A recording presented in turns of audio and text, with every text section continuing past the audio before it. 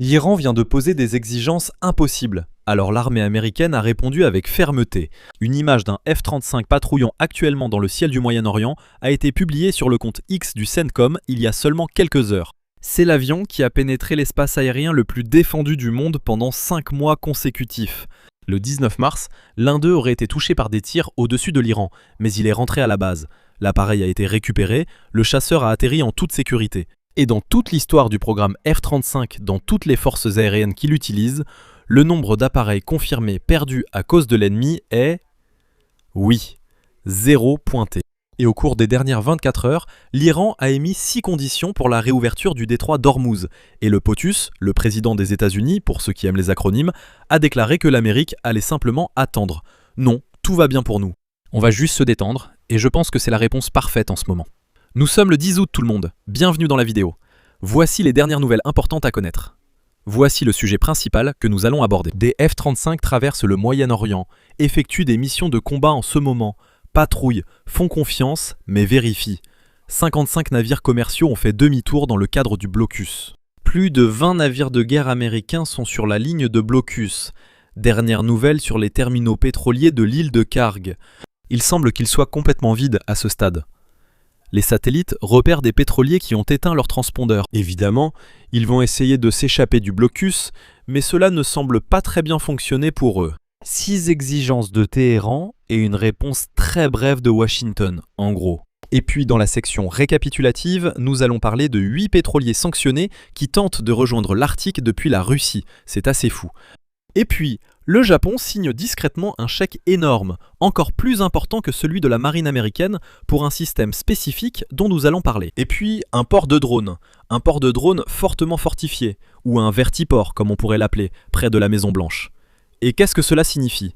À quoi cela ressemble-t-il? Pourquoi est-ce important? Je vous donnerai tous les détails à ce sujet dans la section récapitulative mondiale. Cela se trouve à peu près aux 3/4 de la vidéo. Donc à ce stade, 55 navires sont concernés par le blocus. Ils ont tous essentiellement fait le même demi-tour pour retourner en Iran, ce qui, à ce stade, ressemble moins à un blocus et plus à un rond-point. Eh bien, commençons par la contradiction ici, parce que celle-ci est de taille. Et voilà que l'Iran se contredit. Waouh, nous sommes tous choqués, n'est-ce pas? Mais l'Iran a passé le week-end à dire au monde qu'il est proche d'un accord avec Oman, extorquant en quelque sorte Oman, amenant Oman à jouer le rôle de complice. Hé, Oman, tu te rends compte qu'on te pousse à braquer une banque? Ne le fais pas. Mais Oman pense, on a déjà été extorqué tout ce temps. Mais le prix de cet accord, comme nous le verrons, a été fixé à un niveau inacceptable pour l'administration américaine. Samedi, le président du Conseil national de sécurité de l'Iran, le président du Conseil national de sécurité, un conseil extrême, important, vraiment impressionnant. Je suis presque sûr que son titre s'allonge tous les jours. Il croit qu'un long titre fait officiel, non? De toute façon, il est passé à la télévision d'État avec 6 conditions. Lever le blocus naval des ports iraniens, mettre fin à toutes les sanctions, payer une compensation totale pour les dommages de guerre, retirer les forces américaines de la région, arrêter les attaques contre les partenaires régionaux de l'Iran et libérer tous les avoirs iraniens gelés. Oui, sans condition, peu importe comment. Donnons-leur tout, je suis sûr qu'à ce stade, ils ne tenteront pas de fabriquer une arme nucléaire. Le chef des gardiens de la Révolution affirme qu'ils feront tout leur possible pour fabriquer une arme nucléaire, tandis que le ministre des Affaires étrangères Abbas Agharachi gère le reste. Il a déclaré que l'Iran et Oman s'approchent d'un mécanisme juridique et d'une nouvelle route via le détroit. Nous sommes très proches de détourner la loi et de faire en sorte que la loi reconnaisse en fait que nous faisons chanter le monde. C'est essentiellement la traduction ici. Il a dit que la réouverture dépend de l'indemnisation américaine pour ce que l'Iran appelle des violations du mémorandum de juin. Vous avez fait exploser des pétroliers en violation du mémorandum de juin. Les capitaines demandent « Vraiment? On se fait exploser ?» et l'Iran dit « C'était pour votre bien. On vous faisait sauter pour vous aider. » Les pires manipulations de l'histoire ont maintenant, en gros, une présidence en Iran. Mais dimanche, il a précisé que l'Iran refusera tout dialogue direct avec Washington tant que ces violations ne seront pas réglées. Je me demande où cela va mener. Donc, s'ils signent avec Oman, probablement ils pourront le montrer au monde. Regardez, nous avons un cadre légal et les États-Unis ne sont pas d'accord. Eh bien, votre cadre légal revient à faire du chantage sur la voie navigable. Mais ils vont l'exposer autrement au monde, comme s'ils étaient les gentils. Nous sommes juste les gentils qui créons un cadre légal. Et ils vont essayer de convaincre certains grands médias, l'Europe, pour essayer de passer à nouveau pour les gentils. C'est ce qu'ils font depuis des décennies, et ils vont simplement essayer de recommencer. Et on voit tout cela se dérouler en temps réel. Mais la distinction ici, c'est là toute la différence. Et la réponse de Washington est en fait parfaite. Le président a dit que nous restions discrets. Nous ne négocions qu'à moitié avec eux. Nous observons simplement l'Iran avec sa forte inflation et le fait qu'ils n'ont pas d'argent. L'argent des mollahs a été complètement retiré du régime, du moins en grande partie. Je veux dire, il n'afflue plus vers le régime comme c'était le cas auparavant. Le président des États-Unis affirme que l'Iran traverse une grave crise économique et ne peut payer ses troupes. Il a comparé cette situation à une partie d'échecs. 55 navires commerciaux redirigés, demi hors service, 2 abordés, plus de 20 navires de guerre américains présents. La photo ne montrait pas seulement un avion de chasse, les chasseurs étaient là quelques heures avant.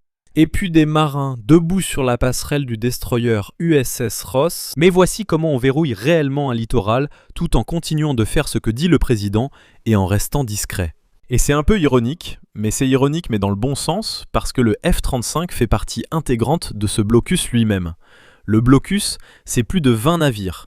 Il y a des destroyers, il y a les porte-avions eux-mêmes, il y a des sous-marins qui en font partie. Donc en gros, tout est couvert depuis l'espace avec la Space Force. La Space Force avec ses gants blancs là-haut qui fait son travail. Je veux dire, ce sont vraiment les héros méconnus qui transmettent des informations aux différents chasseurs, qui transmettent des informations aux moyens ISR, c'est-à-dire renseignement, surveillance et reconnaissance. Comme ça, tout le monde sait ce qui se passe. Comme vous le voyez, le blocus ne touche pas que les navires. Il va de l'espace jusqu'aux profondeurs. C'est donc assez ironique. Vous savez, le blocus dispose de moyens spatiaux, de moyens aériens et de moyens sous-marins. Actuellement, dans le golfe Persique, la chose la plus précieuse n'est pas seulement les avions ou les destroyers, mais le matériel et la façon dont tout fonctionne ensemble. Le F-35, je veux dire, les 3 variantes pilotées par l'armée de l'air, la marine et le corps des marines, elles sont toutes équipées du radar à balayage électronique actif APG-81. Certains ignorent que cet appareil ne repère pas que des avions, il utilise aussi des modes maritimes à ouverture synthétique. Donc, il peut créer une image d'un navire à la surface et le classer ainsi.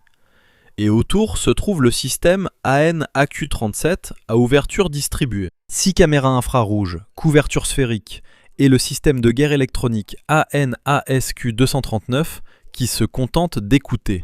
Il est juste là, en veille. Ce truc-là reste aussi discret.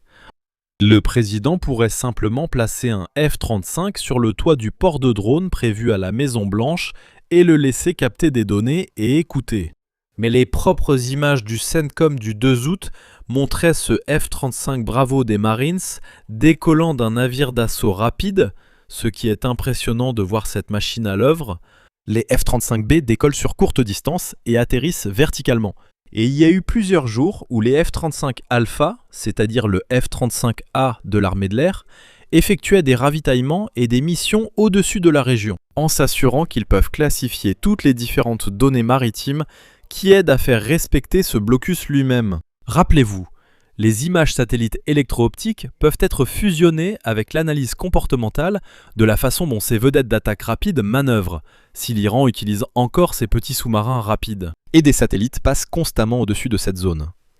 Alors imaginez les images satellites combinées avec celles du F-35. Et c'est vraiment ce qui a empêché les mollahs de relancer leur économie. Leur économie est essentiellement complètement paralysée par les F-35, les destroyers de classe Harley-Burke, les groupes aéronavals, les différents F-35 qui décollent actuellement des porte-avions, post-combustion à fond, fendant la nuit. C'est ça qui frappe le portefeuille des mollahs plus durement que jamais.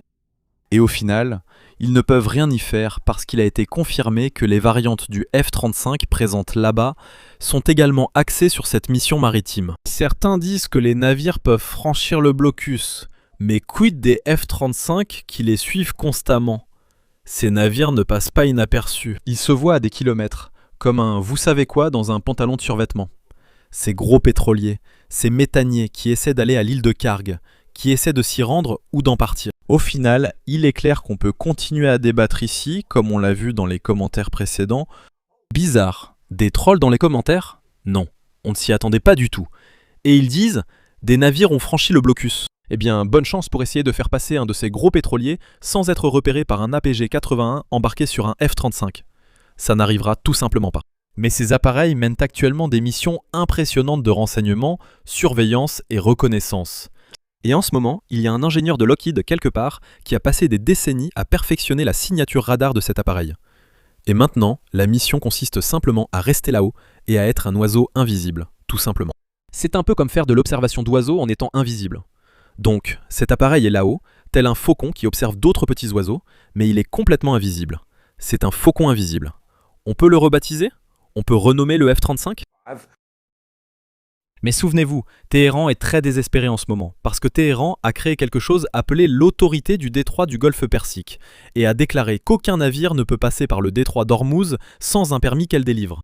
Agarachi a affirmé que le trafic avait atteint environ 60% de la normale dans le cadre du mémorandum de juin, puis il dit que Washington l'a rompu, même s'ils ont lancé des drones et frappé des pétroliers qui étaient sur la route sud près d'Oman. Donc soyons honnêtes ici, l'Iran peut toujours nuire à la navigation parce qu'il suffit de quelques types postés sur ces îles avec pour 20 000 $ de drones. Un point important est que cette voie maritime internationale change définitivement.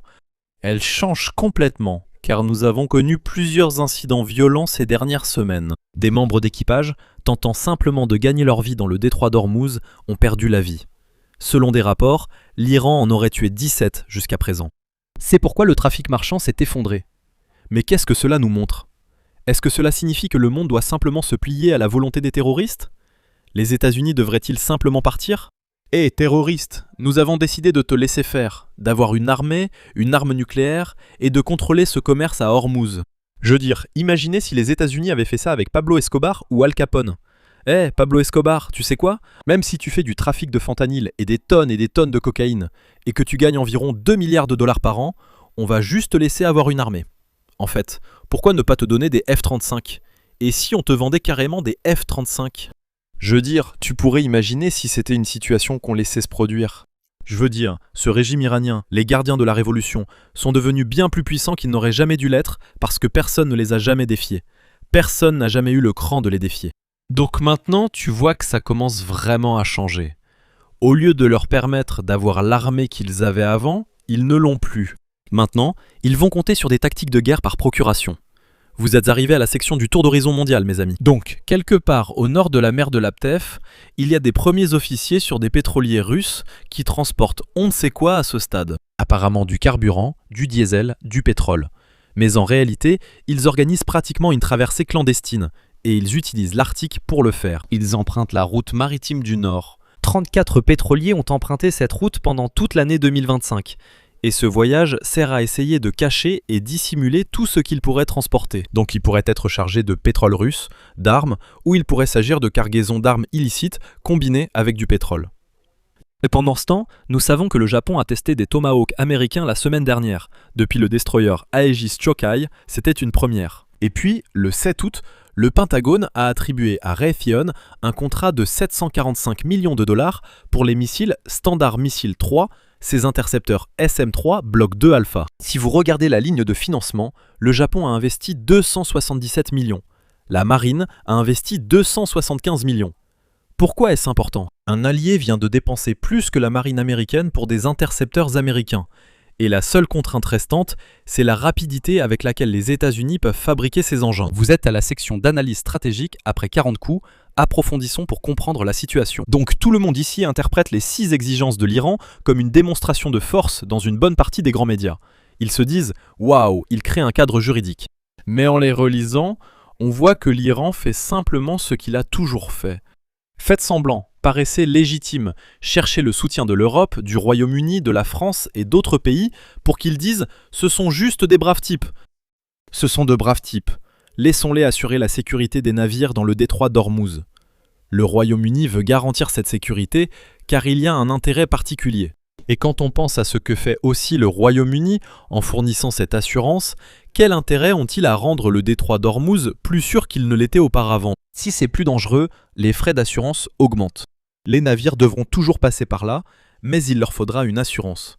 Donc Lloyd's of London, ou peu importe qui fournit cette assurance, c'est presque comme s'ils en profitaient si les choses deviennent plus dangereuses, ce qui est fou à imaginer. Cette situation d'échec en 4D, Pourquoi le Royaume-Uni? Pourquoi certains de ces pays profitent-ils du chaos qui règne dans cette région? Donc les États-Unis ne vont évidemment pas céder à ce que veut l'Iran. Mais l'Iran va essayer de montrer au monde qu'ils sont les seuls légitimes. Regardez-nous, Nous avons adopté une loi. nous devions seulement racketter les cargaisons passant par le détroit d'Ormuz. Ils disent qu'il faut payer 7% du prix de la cargaison à l'Iran pour des réparations de guerre. Eh bien au final, vous étiez en guerre.